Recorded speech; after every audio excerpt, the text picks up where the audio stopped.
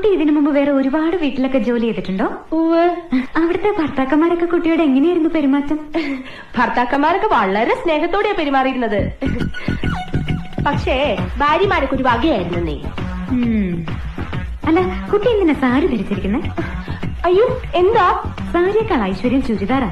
ശല്യം മുഴുവൻ കവർ ചെയ്യുന്നതുകൊണ്ട് പറയല്ല കേട്ടോ, അതൊരു ഐശ്വര്യ. അപ്പോ ചേച്ചിക്ക് വേണ്ടേ ഈ ഐശ്വര്യം?